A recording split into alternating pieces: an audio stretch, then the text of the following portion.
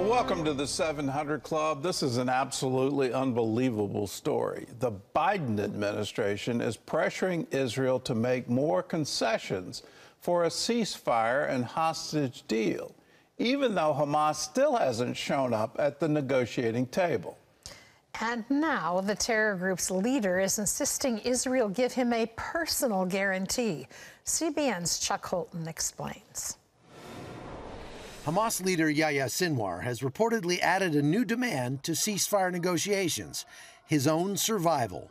An Egyptian official told Israeli media that Sinwar wants assurances he won't be killed, despite previously stating he'd be proud to die fighting Israel. This as cracks may be forming in Palestinian support for the terror leader. On Tuesday, a Gazan woman interrupted a live Al Jazeera English broadcast shouting, "May Allah curse you, Sinwar and Hamas."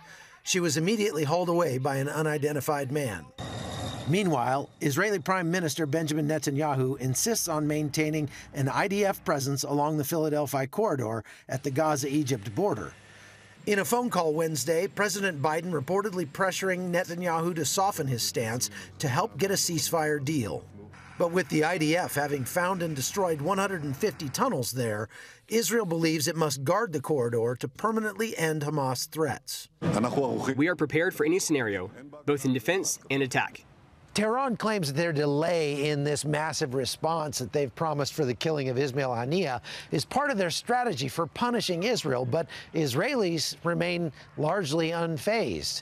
The delay in Iran's execution of this attack has caused a lot of Israelis to just engage in a sort of cautious optimism that perhaps the attack won't be coming at all. Nevertheless, some are continuing to prepare while others are just going about their daily lives. As the war continues, the outgoing head of the Israeli military intelligence gave an address about the October 7th intelligence failure.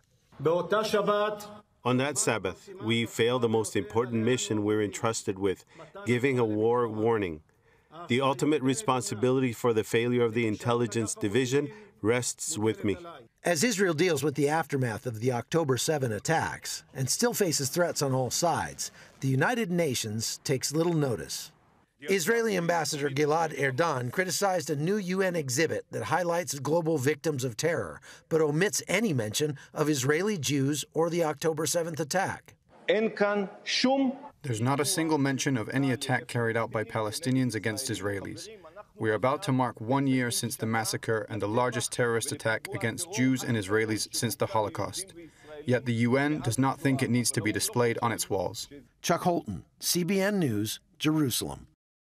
Well, let's hope these protests against Hamas increase, that they're calling for their ouster, because Hamas is the cause of the war. They're the ones who started this. Let's always remember that. Israel wasn't involved in the Gaza Strip. They weren't involved at all. They had withdrawn years before. And in their withdrawal under the Bush administration, there was hope that there could be free and open elections.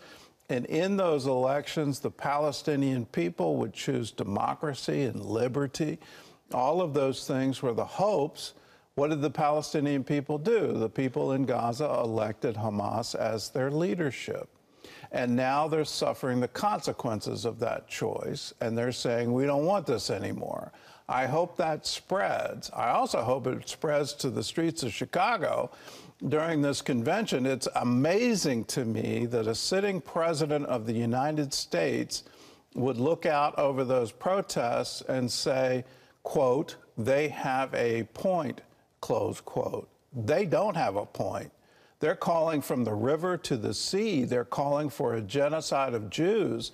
If you as president are going to say they have a point, please, you've got to be kidding. We have vowed never again another Holocaust, never again on our watch. And here you're saying they have a point. They don't.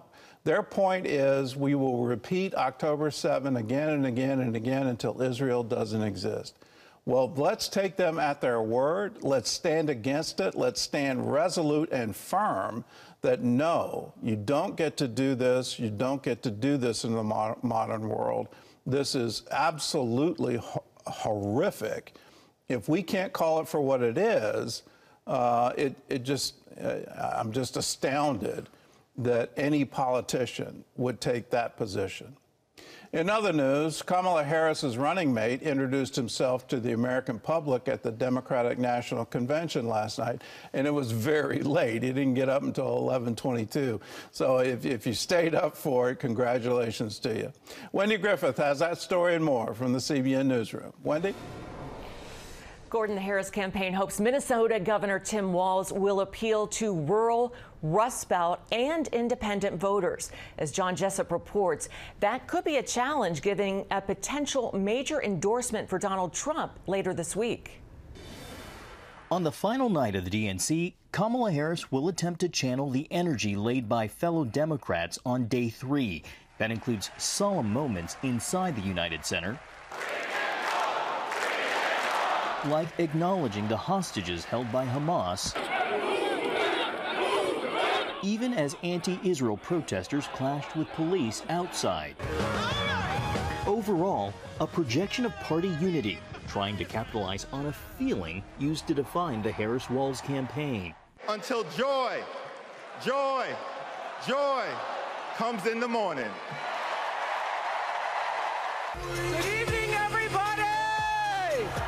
The star-studded celebration centered on the notion of freedom, a message framed as a choice by familiar party elders like former President Bill Clinton. Will this president bring us together or tear us apart? Will the president increase the peace, security, and stability and freedom that we enjoy and extend it to others as we can? Former Speaker Nancy Pelosi praised Harris as a defender of abortion rights and democracy. During his acceptance speech, Minnesota Governor Tim Walz attempting to showcase his small-town roots as an educator and 24 years as a National Guardsman, even though his military record has come under fire. He also trumpeted his record as governor, talking up school lunch programs and gun reform. But I'm also a dad. I believe in the Second Amendment. But I also believe our first responsibility is to keep our kids safe. Walz played the role of attack dog, going directly after the Republican ticket. Their Project 2025 will make things much, much harder for people who are just trying to live their lives. Here's the thing. It's an agenda nobody asked for. Chief political analyst David Brody offering his assessment. There was so much energy with his speech, right? He's the coach, and it's like you got the banner on the football field on a Friday night, and he's busting through it with the team. I mean, it was very much a vibe situation, and that kind of goes to the point of this election. You've got policy, but then you've got the vibe. Former President Donald Trump campaigning in North Carolina Wednesday, speaking behind bulletproof glass during his first outdoor rally since last month's assassination attempt. And Comrade Kamala, you know, she's comrade, the most radical left person ever to run for a high political office in our country. And waiting in the wings, a potential spoiler with the reports that Robert F. Kennedy Jr. is preparing to drop out of the race this week, followed by a possible Trump endorsement. As the convention split screens and counter-programming comes to a close, the two White House hopefuls will appear in primetime together in just 20 days, facing off in Philadelphia for their first presidential debate. John Jessup, CBN News, Washington. Thank you, John. Turning to the economy, and new data that reveals America's job market has not been as strong as originally reported. According to revised numbers from the Labor Department, employers added 818,000 fewer jobs in the 12 months through last March. The new numbers come from state unemployment tax records, which are more comprehensive but take longer to produce. No word on how this might impact any plans by the Federal Reserve to cut interest rates in September. Well, new research is sounding the alarm on the fading power of evangelical Christianity in America. A recent study from Arizona Christian University reveals that only 10% of American adults identify as evangelical, a figure significantly lower than previous estimates. It also shows those who do identify as Christian often embrace a watered-down version of the faith. Many evangelicals are abandoning traditional beliefs in favor of a blend of religious worldviews.